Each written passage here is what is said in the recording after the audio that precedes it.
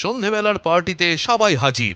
অয়ন আর রুষাকে দূর থেকে দেখে ফন্দি আঁটছিল সূর্য আর সায়নী। একটাই কাজ দিয়েছিলাম এই লুজারটাকে, তাও করতে পারেনি। আজকাল খুব বার বেড়েছে ওর। এদের দুজনের জন্য খুব ভালো একটা প্ল্যান করে রেখেছি। দুজনকে দেখে এখন যতগুলো লোক ভালো ভালো বলছে, তার থেকে অনেক বেশি লোক ওদেরকে দেখে ছি ছি করবে।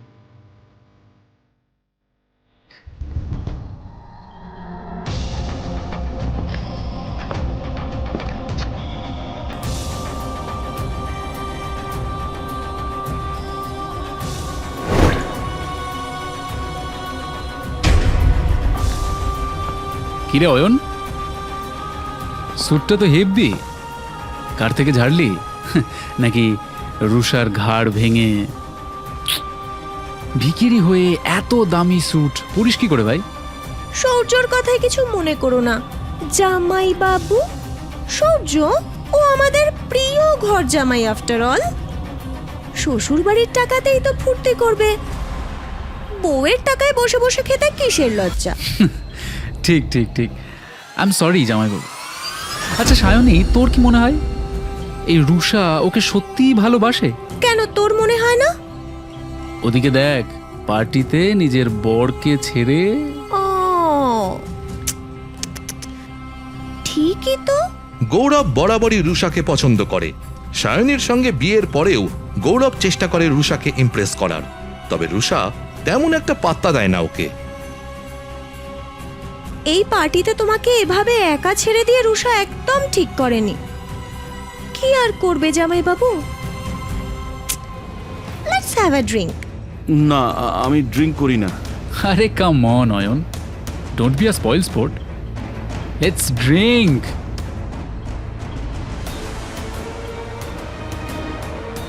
ও মা, কি ভালো ছেলে। জামাই বাবু, এবার আমার পালা। চলো, let's drink. You have to do this.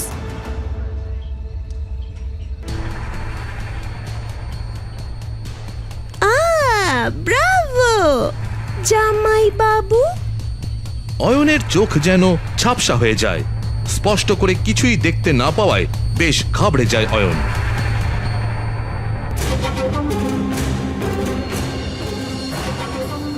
শুনুন শুনুন শুনুন, এ হলো আমাদের বাড়ির ওয়ান অ্যান্ড অনলি ঘর জামাই। খুব গুণী মানুষ। ওর পরিচয়, পেশা কি, সব আজকে ও এখানে বলবে। কিভাবে ও আমাদের পরিবারের মেয়েকে বিয়ে করলো তাও বলবে। ও,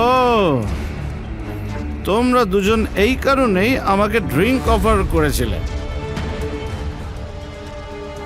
এতগুলো প্রশ্ন যখন আছেই, তবে উত্তর দিতে শুরু করি। শালা বাবু, চলো তোমাকে দিয়ে শুরু করি। তুমি এক নম্বরের লোভী আর স্বার্থপর মানুষ। সিংহ কনস্ট্রাকশনের মালিক হওয়ার স্বপ্ন দেখো বলে তুমি সব সময় চাও রুষা এই কোম্পানি ছেড়ে দিক। ইনফ্যাক্ট তুমি তো বোধহয় আমাদের সম্পর্ক ভাঙতে চাও। মদ খেয়ে সব কি ফালতু কথা বলছিস? চুপ, একদম চুপ। কথা শেষ হয়নি এখনো। তুমি এই বিজনেসের মালিক হওয়ার আশায় বিভিন্ন রকম ফন্দি আটো। তুমি আর তোমার বাবা নিতিন আঙ্কেল দুজনে মিলে দাদুর চাপলুসি করো এবং রুষার এগেনস্টে চক্রান্ত করো। অয়ন, কি করছো? Stop it! কি হচ্ছেটা কি এখানে? দাদু দাদু, আপনাকে আমি কি বা বলি? লোক দেখানোর জন্য রুষাকে আপনি বারবার সুযোগ দেন, কিন্তু সেটা তো সত্যি নয়।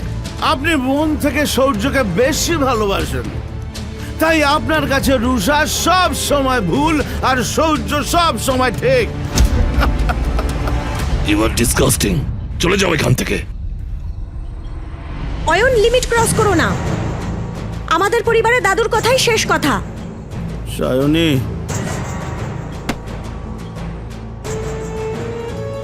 তোমাকেই মিস করছিলাম। আমি জানি তোমরা দুজনে প্ল্যান করে আমাকে জবরদস্তি ড্রিঙ্ক করিয়েছ, যাতে আমাকে তোমরা অপমান করে বিপদে ফেলতে পারো, তাই না? তোমরা যতই চেষ্টা করো, আমি কিছুতেই ভাঙতে দেব না আমার আর রুষার সম্পর্ক। আসলে সত্যিটা কি বলতো, একমাত্র রুষা যে তোমাদের সবার থেকে বেশি ট্যালেন্টেড। সূর্য, রুষা তোমাদের সবাইকে এত ভালোবাসে, তোমাদের খেয়াল রাখে, তাও তোমরা ওর সঙ্গেই দলাদলিটা করো। বাজে বকা বন্ধ কর অয়ন।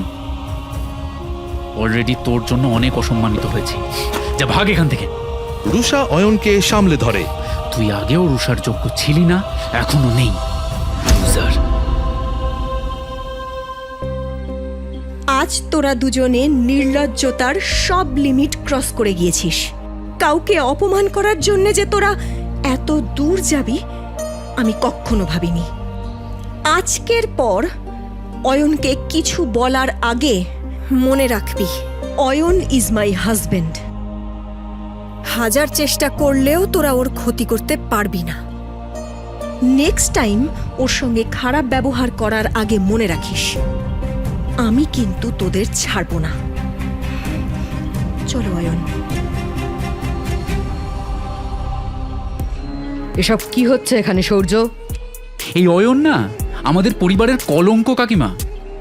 আমি বুঝি না এই ভিখিরিটার সঙ্গে থাকার কি দরকার রুষার। আমি বা কি করি বলতো? রুষার বাবা এই ভিখিরিটাকে রুষার গলায় ঝুলিয়ে দিয়েছে। আমরা অনেক কিছু করতে পারি কাকিমা। তুমি যদি চাও আমি ওদের সম্পর্কটা ভেঙেও দিতে পারি। সত্যি? কিন্তু কিভাবে?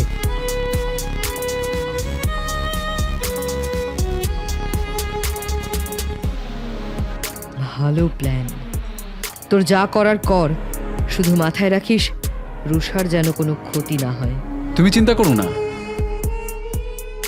রুষার কিচ্ছু হবে না।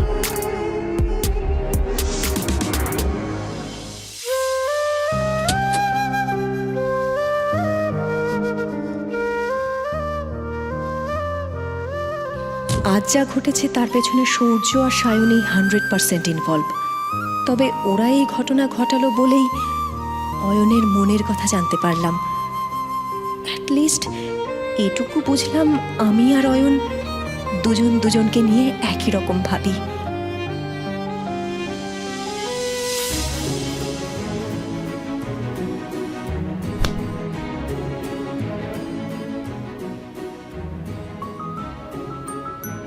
I love you very much Rusha.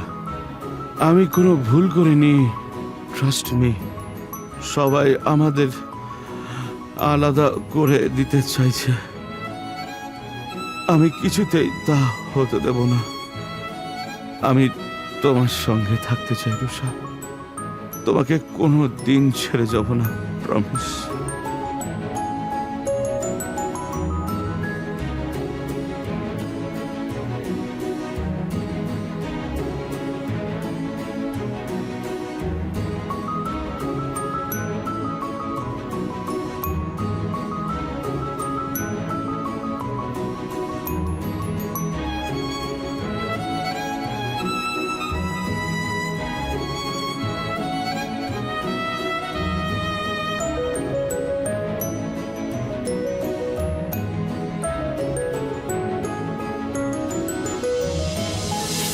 আমি এখানে কি করে এলাম?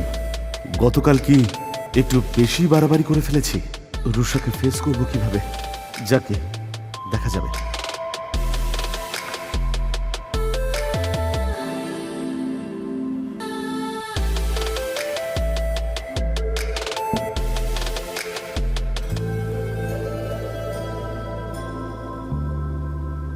Good morning. গতকাল রাতের জন্য I am really very sorry Rusha. আমার জন্য তোমার প্রবলেম হয়েছে, পারলে আমাকে ক্ষমা করে দিও। Really sorry. তোমার কফি।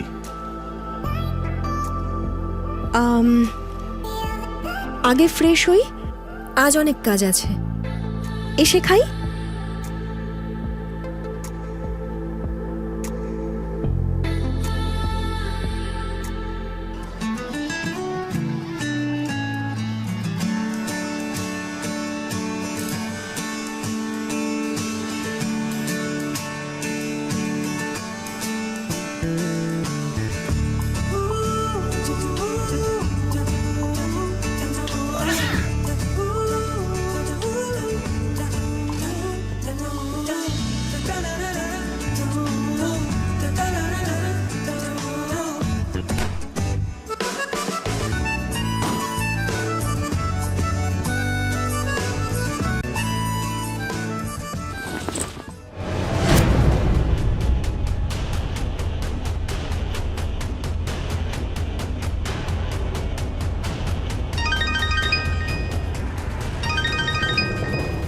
আমি বিক্রম বলছি ছোট সাহেব।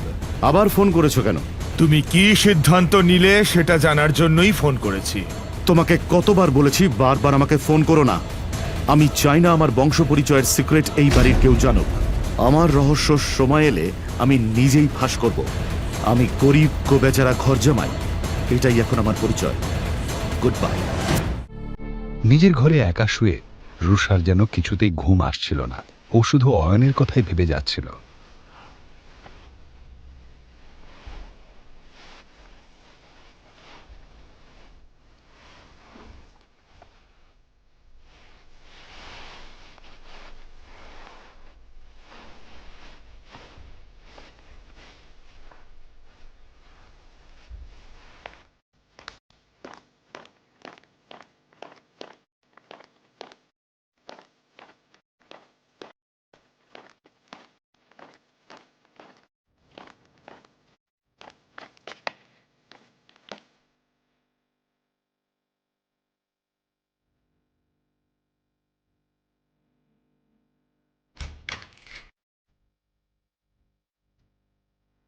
তুমি কিছু লাগবে নাকি তোমার? রুষা উত্তর খুঁজে না পেয়ে এদিক ওদিক দেখতে থাকে। অয়নের চোখে চোখ না রাখার হাজারো চেষ্টা করতে করতে রুষা নিজের মনে মনেই বলে, হুট করে কিচ্ছু না ভেবে অয়নের ঘরে চলে তো এলাম, কিন্তু এবার ওর প্রশ্নের কি উত্তর দেব?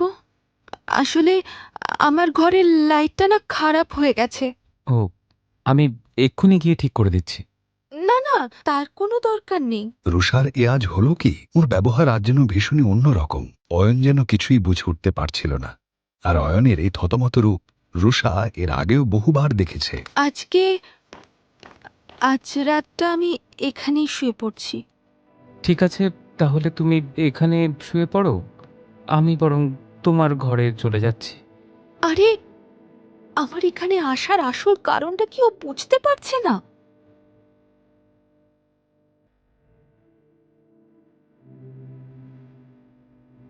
আমরা একসঙ্গে এক ঘরে ঘুমোলে কি প্রবলেম? হ্যাঁ, তবে রুষা এখনো নিজের মনে অতটা সাহস জুগিয়ে উঠতে পারেনি যে এই প্রশ্নটা জোরে জোরে করবে। সেই জন্য ও বলল, না দেখো, আমি তোমাকে বিরক্ত করতে চাই না, তুমি এখানেই শুয়ে পড়ো। আরে তুমি বেকার এত চিন্তা করছো রুষা। একটা বাল্ব ঠিক করতে কি এমন কষ্ট হবে? আমি গিয়ে বাল্বটা ঠিক করে দেব, তারপর সোফাতেই ঘুমিয়ে পড়বো। তুমি নিশ্চিন্তে আমার খাটে শুয়ে পড়ো। অয়ন, এসবের দরকার নেই। বাল্বটা ঠিক করতে হবে না? রুষা একেবারে হতাশ হয়ে অয়নকে বলল, রাত্রিবেলা বাল্বের কি দরকার? তুমি শুয়ে পড়ো। Good night.